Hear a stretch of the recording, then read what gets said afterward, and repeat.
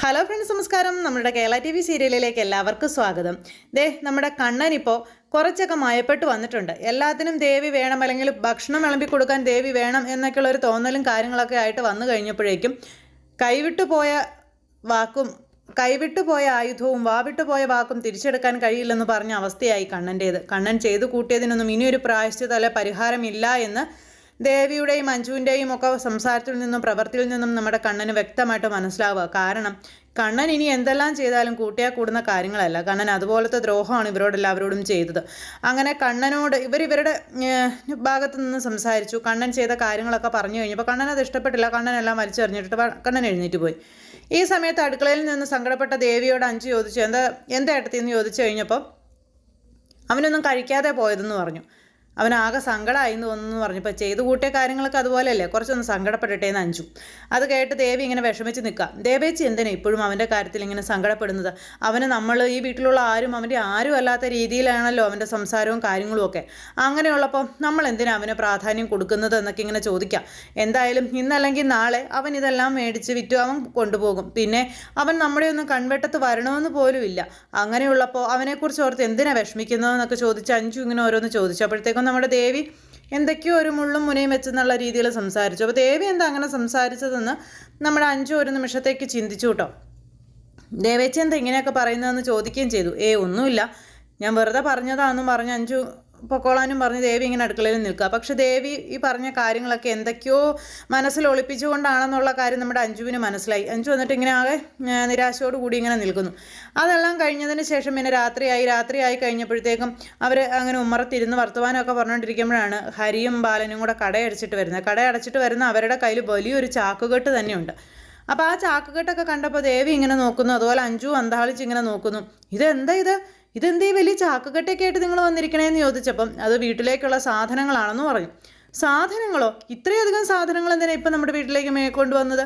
അതുമാത്രമല്ല, ഈ സാധനങ്ങളൊക്കെ കണ്ടിട്ട് 2-3 മാസം വീട്ടിലേക്കുള്ള സാധനങ്ങൾ ഉള്ളതുപോലെയാണല്ലോ എനിക്ക് തോന്നുന്നത് എന്നും പറഞ്ഞുകൊണ്ട് അങ്ങനെ അഞ്ജു ഇങ്ങനെ ചോദിക്കുക. അപ്പോൾ ഇങ്ങോട്ട് വരുമോ അല്ലെങ്കിൽ സംസാരമോ കാര്യങ്ങളൊന്നും ഇല്ല കേട്ടോ. അപ്പോൾ ഹരിയോട് ചോദിച്ചു, എന്താ ഹരിയേട്ടാ ഇതെന്താ ഇത്രയും സാധനങ്ങൾ എന്നൊക്കെ ചോദിച്ചു. അപ്പോൾ ബാലൻ ഇങ്ങനെ ദേവിയുടെ നേരെ നോക്കി, ദേവി ബാലൻ്റെ നേരെയും നോക്കി.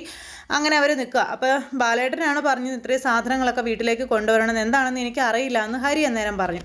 അപ്പോൾ അഞ്ജു, എന്തായാലും ഇനിയിപ്പോൾ ഏത് നേരവും കടയിൽ പോയെന്ന് സാധനങ്ങൾ എടുക്കാൻ പറ്റത്തില്ലല്ലോ, അതുകൊണ്ടാണെന്ന് പറഞ്ഞു. അങ്ങനെ പോകാൻ പറ്റാത്ത വിധം എന്താ സംഭവിച്ചിരിക്കുന്നത്? അല്ലെങ്കിൽ നമ്മളൊക്കെ എവിടേക്കെങ്കിലും പോവുകയാണോ, അല്ലെങ്കിൽ എന്താ കട അടച്ചിടാൻ പോവുകയാണോ, അങ്ങനെയൊക്കെ ചോദിച്ചു. അപ്പോൾ അഞ്ജുവിൻ്റെ ഈ പല ചോദ്യങ്ങൾക്കും ഉത്തരം കൊടുക്കാനുള്ള ഒരു നിർവാഹമില്ലാത്തത് കൊണ്ട് അഞ്ജുവിനോട് അങ്ങോട്ടും തട്ടിയൊക്കെ മറുപടി പറഞ്ഞിട്ട് ബാലൻ അതൊക്കെ കൊണ്ടുവന്ന് അകത്തേക്ക് വെക്കാൻ പറഞ്ഞു ദേവിയോട്. എന്നിട്ട് അകത്തേക്ക് കയറി പോവുക.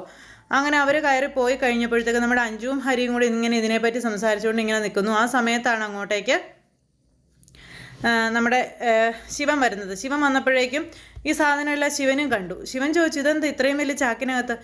വീട്ടിലേക്കുള്ള സാധനങ്ങൾ കൊണ്ടുവന്നതാ, അതും ബാലേണ്ണും ഹരിയണ്ണും കൂടെ. എന്തിനാ ഇത്രയും സാധനങ്ങൾ കൊണ്ടുവന്നതെന്ന് ഞാൻ ചോദിക്കായിരുന്നു. എനിക്ക് മനസ്സിലാവണില്ല എന്തിനാ ഇത്രയും, അതും 2-3 മാസത്തേക്കുള്ള സാധനങ്ങളുണ്ട്, ഇത്രയും സാധനങ്ങൾ എന്തിനാ അടുപ്പിച്ച് കൊണ്ടുവന്നതെന്ന് ഞാൻ ചോദിക്കായിരുന്നു എന്നൊക്കെ പറഞ്ഞ് അഞ്ജു ഇങ്ങനെ അന്നേരം പറഞ്ഞു. അപ്പോൾ ഇങ്ങനെ ആ ഒരു കാര്യമൊക്കെ ഇവരിങ്ങനെ അവിടെ സംസാരിച്ചുകൊണ്ട് നിൽക്കുന്നേ. അങ്ങനെ അവർ ആ കാര്യം സംസാരിച്ചുകൊണ്ട് നിൽക്കുന്ന സമയത്ത് നമ്മുടെ ഹരിയോട് ശിവൻ ചോദിച്ചു, എന്താ ഈ കാര്യമൊക്കെ ഹരിയേട്ടാന്ന്. അപ്പോൾ എനിക്കറിയില്ല എന്നും പറഞ്ഞ് ഹരി അകത്തേക്ക് കയറിപ്പോയി.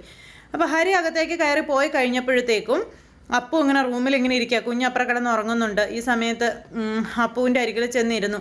നീ ഇവിടെ ഇരിക്കായിരുന്നു അപ്പു, നിന്നോട് ഞാൻ പറഞ്ഞ കാര്യമൊക്കെ നീ ചെയ്തോന്ന് ചോദിച്ചു. എന്താ ഹരി, എന്താ നീ ഉദ്ദേശിക്കുന്നതെന്ന് ചോദിച്ചപ്പം, അല്ല ഇതുവരെ ഉണ്ടായ പ്രശ്നങ്ങളെല്ലാം ദേവേടത്തിയോട് പറഞ്ഞ് പരിഹരിച്ച് എല്ലാത്തിനും ഒരു പോംവഴി കാണണമെന്ന് ഞാൻ നിന്നോട് പറഞ്ഞിരുന്നില്ലേ, അല്ലെങ്കിൽ അതിനൊക്കെയുള്ളൊരു പരിഹാരം ഉണ്ടാക്കണമെന്ന് നിന്നോട് ഞാൻ പറഞ്ഞിരുന്നില്ലേ, നീ അതൊക്കെ ചെന്ന് ചോദിച്ചോ അല്ലെങ്കിൽ പറഞ്ഞോ, പരിഹാരം ഉണ്ടാക്കിയോ എന്നൊക്കെ ഇങ്ങനെ ചോദിച്ചപ്പോൾ അത് പിന്നെ ഹരി, ഞാനിനി ദേവേടത്തിയോട് ഇന്ന് സംസാരിച്ച് ദേവേടത്തി അതൊന്നും പറ്റില്ല എന്ന് പറഞ്ഞാൽ, അല്ലെങ്കിൽ പറഞ്ഞതിനൊന്നും ഒരു കോംപ്രമൈസിന് തയ്യാറല്ല എന്ന് പറഞ്ഞാൽ ഞാൻ എന്ത് ചെയ്യും എന്നിങ്ങനെ ചോദിച്ചപ്പോൾ, അപ്പം നീ ഇതുവരെ ഒന്നും പോയി സംസാരിച്ചില്ലല്ലേ, അപ്പോൾ ഈ പ്രശ്നങ്ങളൊന്നും ഇവിടം കൊണ്ട് തീർത്തെടുക്കാനോ നിനക്ക് യാതൊരു ഉദ്ദേശവും ഇല്ലല്ലേ എന്നിങ്ങനെ ചോദിച്ചു. അപ്പോൾ ഹരി അങ്ങനെയൊന്നും പറയരുതെന്നും പറഞ്ഞുകൊണ്ട് നമ്മുടെ അപ്പു ഇങ്ങനെ പറയാം, എൻ്റെ മനസ്സ് എന്താണെന്ന് ഹരി മനസ്സിലാക്കാത്തത് എന്നൊക്കെയുള്ള രീതിയിൽ ഇങ്ങനെ ചോദിച്ചു. അപ്പം നിൻ്റെ മനസ്സ് മനസ്സിലാക്കിയത് കൊണ്ട് തന്നെയാണ് അപ്പോൾ ഞാനിപ്പോൾ ഇതിങ്ങനെ പറയേണ്ടിയാണ് വന്നത് എന്നുള്ള കാര്യമൊക്കെ പറയാം. എന്തായാലും നാളെ കൊണ്ട് നീ ഇതിനൊക്കെയുള്ള ഒരു പരിഹാരം ഉണ്ടാക്കണം എന്നൊക്കെ പറഞ്ഞ് അങ്ങനെയൊക്കെ പറയണം. അപ്പോൾ നമ്മുടെ ദേവിയോട് ക്ഷമിക്കാൻ അല്ലെങ്കിൽ ദേവിയുമായി കോംപ്രമൈസിൽ എത്താനായിട്ട് പറഞ്ഞ ഹരിയോട് അപ്പു പറഞ്ഞ കാര്യങ്ങൾ കേട്ട് ഹരി പോലും പേടിച്ച് അല്ലെങ്കിൽ അന്ധാളിച്ചു പോയി എന്ന് തന്നെ പറയാം. കാരണം അപ്പുവിന് ഈ പ്രശ്നമൊന്നും പരിഹരിക്കണമെന്നോ അല്ലെങ്കിൽ അവരുമായിട്ടുള്ള ആ ഒരു സാഹചര്യങ്ങളിൽ നിന്ന് മാറി വരണമെന്നൊന്നും യാതൊരു താല്പര്യവുമില്ല. അങ്ങനെ ആ ഒരു സംഭവങ്ങൾ അവരുടെ റൂമിൽ നടക്കുന്നു. ഇതേ സമയത്ത് നമ്മുടെ അഞ്ജുവും ശിവനും കൂടെ ചേർന്ന് മുറിയിലിരുന്ന് ഇന്ന് നടന്ന കാര്യങ്ങളെപ്പറ്റിയൊക്കെ സംസാരിക്കും. അപ്പോൾ ദേവി സംസാരിച്ച കാര്യങ്ങളെപ്പറ്റി, അതുപോലെ വീട്ടിലേക്ക് സാധനങ്ങൾ കൊണ്ടുവന്നതിനെ പറ്റി ഇതെല്ലാം സംസാരിക്കുന്നു. എന്തൊക്കെയോ അവർ നമ്മളിൽ നിന്ന് മറയ്ക്കുന്നുണ്ടെന്നുള്ള കാര്യം അഞ്ജു ശിവനോട് പറഞ്ഞു. അല്ലെങ്കിൽ പിന്നെ ഇത്രയും സാധനങ്ങളൊക്കെ ഒറ്റയടിക്ക് വീട്ടിലേക്ക് കൊണ്ടുവരിക, അത് 3 മാസത്തേക്കുള്ള സാധനങ്ങളൊക്കെ ഒരുമിച്ച് കൊണ്ടുവരിക, എന്തൊക്കെയോ മറച്ചുകൊണ്ടുള്ള ബാലേട്ടൻ്റെ സംസാരം, എന്തൊക്കെയോ ഉണ്ട്, നമ്മൾ ആരും അറിയാതെ അവരെന്തൊക്കെയോ തീരുമാനിച്ചുറച്ചിട്ടുണ്ട് ശിവേട്ട എന്ന് പറഞ്ഞുകൊണ്ട് അഞ്ജു ഇങ്ങനെ ശിവനോട് പറയുന്നതൊക്കെ കേട്ട് ശിവനും അതിനൊരു ഉത്തരം കിട്ടാതെ ആകെ ഒരു വിഷമത്തിൽ ഇങ്ങനെ നിൽക്കട്ടെ, എന്തായിരിക്കും അവർ ഉദ്ദേശിക്കുന്നതെന്ന് അറിയാത്തത് കൊണ്ട്. അങ്ങനെ ആ ഒരു സംസാരവും കാര്യങ്ങളും അവിടെ ഇങ്ങനെ നടക്കുമ്പോൾ നമ്മുടെ ദേവിയും ബാലനും റൂമിൽ ഇങ്ങനെ ഇരിക്കുക. അപ്പോൾ ബാലൻ ഇങ്ങനെ സങ്കടപ്പെട്ടിരിക്കുന്നു, ദേവിയാണെങ്കിൽ വീട്ടിലെ കാര്യങ്ങൾ ഓരോന്നൊക്കെ ഇങ്ങനെ പറയണു. അപ്പോൾ അങ്ങനെ ഓരോ കാര്യങ്ങളൊക്കെ പറഞ്ഞു വന്നു കഴിഞ്ഞപ്പോഴേക്കും ബാലൻ ചോദിച്ചു, ഇനിയും താൻ എന്തിനാ ഇതിനെക്കുറിച്ച് ഓർത്ത് വിഷമിക്കുന്നത്? നമ്മുടെ ദേവൂട്ടി ഇല്ലാത്ത ഈ വീട്ടിൽ, അല്ലെങ്കിൽ അവളുടെ ചിരിയും കളിയും കൊഞ്ചലും ഒന്നും ഇല്ലാത്തൊരു വീട്ടിൽ നമുക്ക് ജീവിക്കാൻ പറ്റുമോ എന്ന് ചോദിച്ചു ബാലൻ. അപ്പോൾ നമ്മൾ സംയമനം പാലിച്ചാൽ മാത്രമേ അപ്പു ഈ വീട്ടിൽ നിലനിന്ന് പോവുകയുള്ളൂ. അപ്പു ഈ വീട്ടിലുണ്ടെങ്കിലേ നമുക്ക് നമ്മുടെ കുഞ്ഞിനെ കാണാനായിട്ട് കഴിയുകയുള്ളൂ. അവളില്ലാത്തൊരു ജീവിതം, അതിനെപ്പറ്റി ചിന്തിക്കാൻ തനിക്ക് പറ്റുമോടോ എന്നും ചോദിച്ചുകൊണ്ടൊക്കെ ഇങ്ങനെ ചോദിക്കാം. അല്ല, ബാലേട്ടൻ എന്താ ഉദ്ദേശിക്കുന്നത്? ബാലേട്ടൻ എന്താ ഈ പറഞ്ഞു വരുന്നേ എന്ന് ചോദിച്ചു തന്നേരാൻ ദേവി. ഞാൻ ഈ ജീവിതത്തിൽ ഇനി അങ്ങോട്ട് എന്ത് തീരുമാനം എടുത്താലും ആ തീരുമാനത്തിനൊപ്പം താൻ ഉണ്ടാവുമോ എന്ന് ചോദിച്ചു. ബാലേട്ടാ, താൻ പറ, താൻ ഉണ്ടാവുമോ? ഈ ജീവിതത്തിലുടനീളം ബാലേട്ടൻ പറഞ്ഞ വാക്കുകൾക്കപ്പുറം ഈ ദേവിക്ക് ഒരു ജീവിതമോ ഒരു വാക്കോ ഒരു നിർബന്ധമോ ഒരാഗ്രഹങ്ങളോ ഉണ്ടായിട്ടില്ല. അങ്ങനെയുള്ള ഞാൻ ഇനി ബാലേട്ടൻ പറയുന്ന കാര്യങ്ങൾ കേൾക്കില്ല എന്ന് തോന്നണുണ്ടോ എന്ന് ചോദിച്ചു. അങ്ങനെ എനിക്ക് ഒരിക്കലും തോന്നുന്നില്ല ദേവി, പക്ഷേ ഈ ഒരു ഉറപ്പ് എനിക്ക് തന്നിൽ നിന്ന് വേണം, അതുകൊണ്ടാണ് ഞാൻ ചോദിച്ചത്. എൻ്റെ കയ്യിലടിച്ച് സത്യം ചെയ്തു തരാൻ പറഞ്ഞ് കൈ നീട്ടി കൊടുക്കുക ദേവിക്ക് സത്യം ചെയ്യാൻ വേണ്ടിയിട്ട്. കാരണം ഇനി ബാലൻ എടുക്കുന്ന ഓരോ തീരുമാനത്തിനൊപ്പവും ദേവി ഉണ്ടാകും. അത് നല്ലതായിക്കോട്ടെ ചീത്തയായിക്കോട്ടെ, എന്താണെങ്കിലും ദേവി തന്നോടൊപ്പം ഉണ്ടാകും എന്നുള്ള ആ ഒരു ഉറപ്പ് അത് ബാലന് വേണം. നാളെ ദേവി മാറ്റി പറയരുത് എന്നുള്ളൊരിതിൽ അങ്ങനെ ദേവിയുടെ കയ്യിൽ നിന്ന് നമ്മുടെ ബാലൻ ആ സത്യം ചെയ്തു വാങ്ങുന്നു. ഇതൊക്കെ എന്താണെന്നോ അല്ലെങ്കിൽ മുന്നോട്ട് എന്താണ് ബാലേട്ടൻ ഉദ്ദേശിക്കുന്നത്? മരണമാണോ അല്ലെങ്കിൽ ജീവിതമാണോ? തൻ്റെ ജീവിതം ഇത്രമേൽ കൊണ്ടൊന്ന് നശിപ്പിച്ചു, ഇനിയും എന്താണ് ബാക്കി? ഇതൊന്നും ചിന്തിക്കാതെ അല്ലെങ്കിൽ ഇതൊന്നും ചോദിക്കാതെ ദേവി കണ്ണും പൂട്ടി നമ്മുടെ ബാലൻ്റെ കയ്യിലടിച്ച് സത്യം ചെയ്തു കൊടുക്കുന്നു. ഇനിയിപ്പോൾ അവർ രണ്ടുപേരും കൂടി എന്ത് തീരുമാനം എടുത്താലും അത് അനിയന്മാർക്ക് നല്ലതും ഇവർക്ക് രണ്ടുപേർക്കും ഇനിയായിട്ടേ വരുള്ളൂ.